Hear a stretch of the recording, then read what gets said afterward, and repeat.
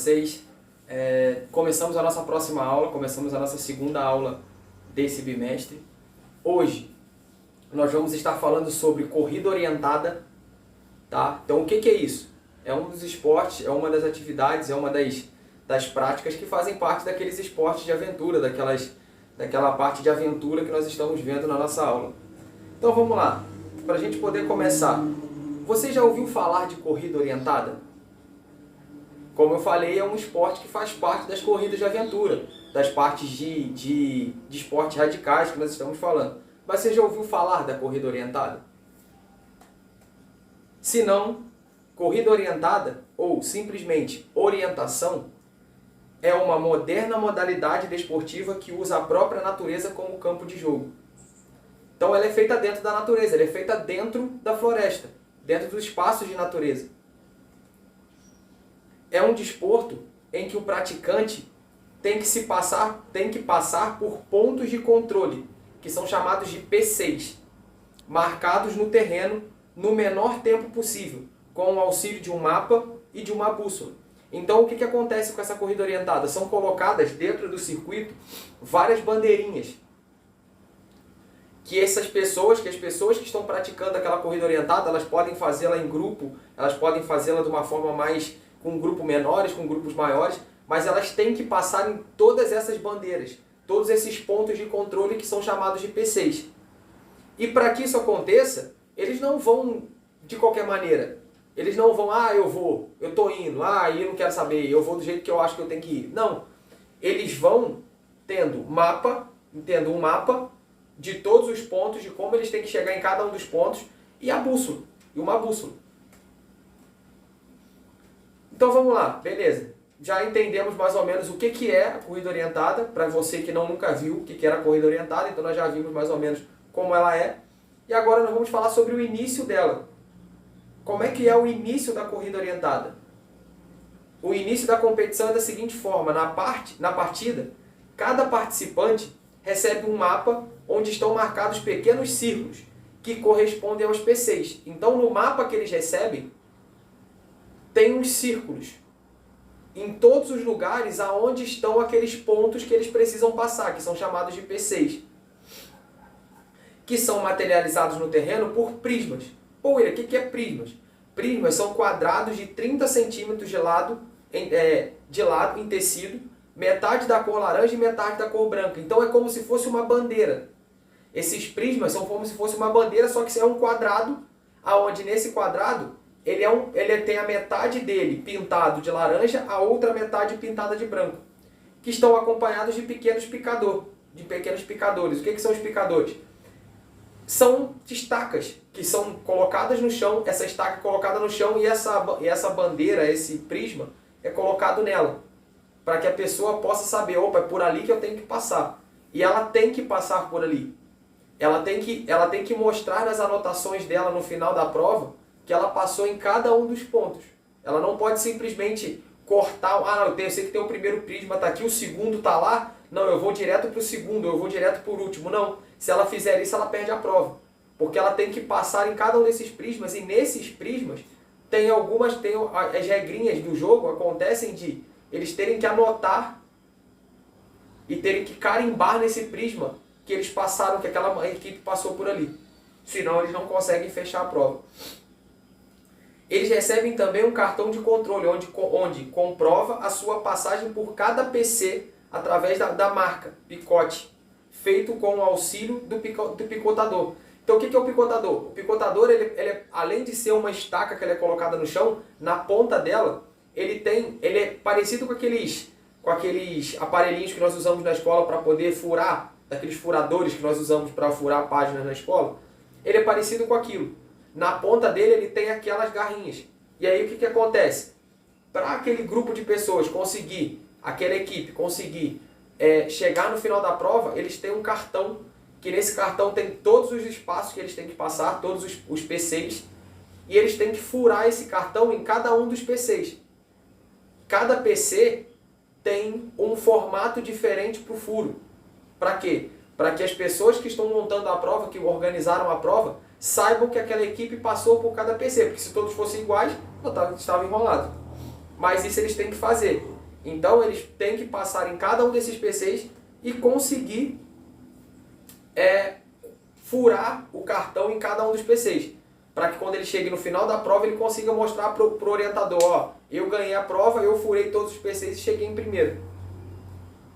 E aí existe um mapa de orientação também. Além desse cartão, existe um mapa. O mapa de orientação é um mapa topográfico detalhado, onde é traçado o percurso que o atleta tem que percorrer e são locados precisamente todos os detalhes da vegetação, relevo, hidrografia, rochas e construções feitas pelo homem, etc. Então, essa corrida orientada, ela não é só feita dentro da natureza. Além dela ser feita dentro da natureza, esse mapa que é feito para a corrida orientada, ele mostra tudo que está ali naquele percurso. Tudo que vai acontecer ali, qual é a vegetação que tem ali, qual é o relevo que tem ali, qual é a hidrografia que tem ali, quais são as rochas que eles vão ter que passar por elas, e construções feitas pelo homem. Se tiver alguma construção feita pelo homem no meio daquilo dali, eles sabem aonde ela está. Então, é uma coisa muito detalhada. Para quê? Para que não aconteça de ninguém se perder. Se o grupo acompanhar aquele mapa e for pelo mapa, ninguém se perde. Todo mundo consegue chegar ao final da prova da forma mais correta possível. E qual é o percurso dessa prova? Qual é o percurso da corrida orientada? O percurso de orientação ele é constituído do triângulo de partida, P6 e chegada. Então vamos lá. Na partida, eles começam lá na partida, no início do jogo, lá no início da competição, e ela tem esse percurso, esse triângulo. Início, P6, chegada. Por que, William, tem isso? Para que não aconteça nenhuma trapaça. De nenhuma equipe querer passar do início direto para a chegada sem passar pelos P6. Então os P6 eles são simplesmente lugares aonde eles têm que passar para que eles possam conseguir chegar ao final dessa prova. Entre os P6, que são locados precisamente no terreno e equivalentemente no mapa, estão as pernas dos percursos, nas quais o competidor deverá orientar-se. Então o que acontece? No decorrer de um PC para o outro, existem alguns espaços dentro da prova, onde esse competidor ele pode parar e ali naquele momento ele se orientar para onde ele tem que ir da próxima vez. Por quê? Quando ele sai do início, é como se fosse uma caça ao tesouro. Quando ele sai do início, o primeiro lugar que ele está lá parado, ele está lá, ele olhou o mapa. Ele já sabe onde está o primeiro PC. Então ele vai se orientar para chegar naquele primeiro PC. Chegou lá, furou o cartão. Antes dele sair daquele PC para o próximo, ele vai para um lugar onde é praticamente igual uma pedra que é colocada no chão, uma madeira, um pedaço de madeira, um banquinho de madeira que é colocado no chão, onde eles podem abrir novamente o mapa e se orientar daquele PC onde eles estão e como eles vão chegar no próximo. Qual é o trajeto que eles vão ter que fazer para chegar ao próximo PC. E assim vai por todo o trajeto. Se eu tentar, sem parar nesse momento para se orientar de novo, eu tentar sair do primeiro PC e ir pelo meio do caminho olhando o mapa para poder ver como é que eu vou chegar no próximo, eu posso acabar me perdendo. Então eles já traçam, do primeiro PC que eles chegam para chegar ao próximo, eles já traçam ali num intervalo de tempo, eles vão sentar naquele lugar para traçar o próximo caminho, para que eles não precisem mais olhar o mapa tanto. E eles possam ir por esse caminho e seguir esse caminho para chegar mais rápido ao PC. Mas, William, como que aconteceu a corrida orientada? Como a corrida orientada aconteceu? Então eu vou te contar um pouquinho da história. Na década de 1910, o major do exército sueco, Ernest Killander, começou a organizar as primeiras competições de orientação. Na Europa, principalmente na Noruega, na Suécia e na Finlândia, a corrida de orientação faz parte do currículo escolar. Então olha só que loucura. Lá nesses 3 países, a corrida de orientação ela faz parte do currículo da escola. É feito na escola com os alunos. No Brasil, a orientação chegou na década de 70, com a atividade militar.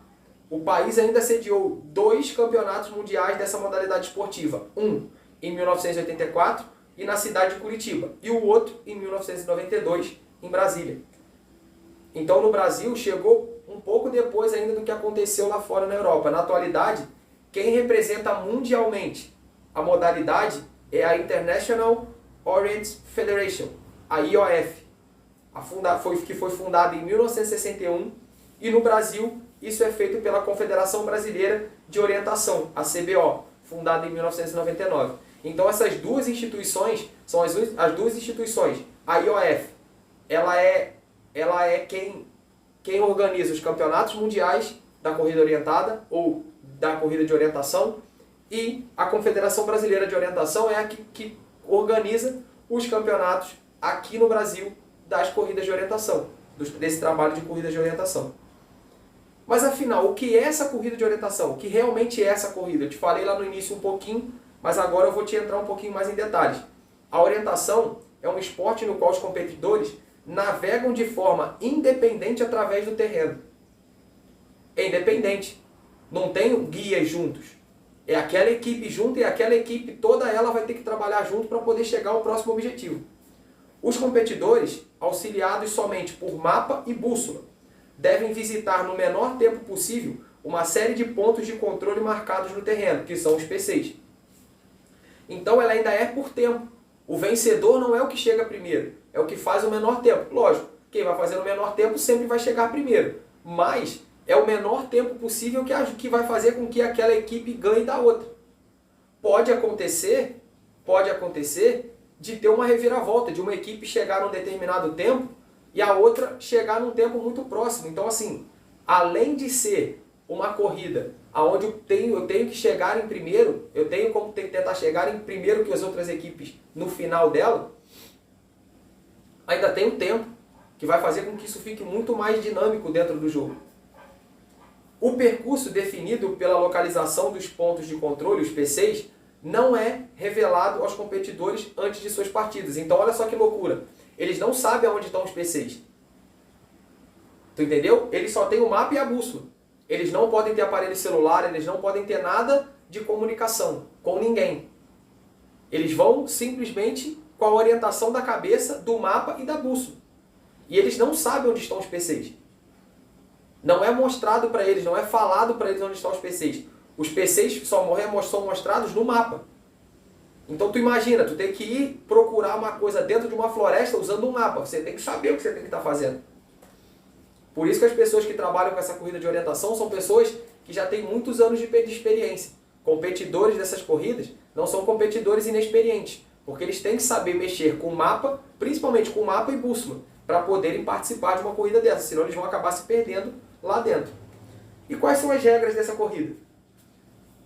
As regras foram feitas pela Confederação. As regras daqui, vamos dizer, eu vou trazer para vocês as regras da Confederação Brasileira de Orientação, do CBO. Tá? A regra 228 fala o seguinte: a Confederação Brasileira de Orientação, reconhecendo a importância de manter a preservação da natureza e a prática da orientação, adotou os seguintes princípios. Então preste atenção nos princípios que são norteados para a corrida de orientação pela CBO aqui no Brasil. Estar atento da necessidade de preservar o meio ambiente saudável e integrar este princípio na conduta fundamental da orientação. Então o que acontece? As pessoas que participam dessas corridas de orientação, elas já são instigadas pelo CBO, pela Confederação Brasileira de Orientação, a preservar o meio ambiente. Então, elas sabem que elas não podem jogar sacolas plásticas no chão, elas sabem que elas podem até ter alimentos para se alimentar durante a competição, mas elas sabem que se em algum momento elas deixarem, ou alguém da equipe deixar algum alimento cair no chão, algum plástico de alimento, alguma coisa cair no chão que seja prejudicial ao meio ambiente, aquela equipe vai perder ponto por esse motivo. Então eles têm essa noção. Eles já começam, a primeira coisa é essa noção. A segunda coisa, assegurar que as regras da competição e da organização de eventos estejam bem conscientes do princípio de respeito para com o meio ambiente e para com a proteção da flora e da fauna. Então, antes de qualquer competição acontecer, isso precisa estar acontecendo. Outra coisa, fazer observar os regulamentos locais para a proteção ambiental, manter a natureza livre do lixo produzido na competição de orientação e tomar medidas formais para evitar a poluição. O que eu acabei de falar. Se alguma coisa for jogada no chão no meio da natureza, por alguma determinada equipe, aquilo dali vai servir de punição para aquela equipe. William, mas como é que os orientadores e os organizadores sabem que equipe jogou ali aquele lixo? elas são divididas por grupos, elas são divididas por cores. Então, o que acontece? Com isso, elas acabam tendo que colocar as mesmas cores nos produtos que elas estão levando para comer. Então, quando elas jogam aquele plástico no chão, aquele produto com aquela determinada cor vai mostrar para a organização que equipe jogou aquele plástico ali. Incluir a educação ambiental na iniciação desportiva e treinamento de atletas e funcionários. Então, essas equipes elas são formadas por atletas e funcionários. E todos eles precisam saber bastante sobre essa parte da educação ambiental. Exaltar a consciência ecológica e os problemas ambientais mundiais, de forma que as entidades de prática possam adotar princípios para salvaguardar a prática da orientação. Então, essas são as regrinhas da organização, da Confederação Brasileira de Orientação. E como acontece uma prova de orientação? A prova de orientação ela acontece da seguinte forma. Primeiro, um percurso deve ser montado com antecedência. Por isso que eu falei, nenhuma equipe sabe o percurso que vai fazer. Porque quem monta esse percurso são a organização, com antecedência. E os competidores não podem ter acesso a ele antes do início da prova. Então nenhum competidor pode ir lá para poder ver aonde vai ser o percurso. Não, eles ficam em lugares totalmente isolados de onde vai ser o percurso e eles só vão saber o percurso que eles vão ter que fazer quando chega no início da prova, no dia da prova e lá na hora de começar a prova. Nesse trajeto são distribuídos vários pontos de controle, os P6, e os competidores devem passar por todos eles.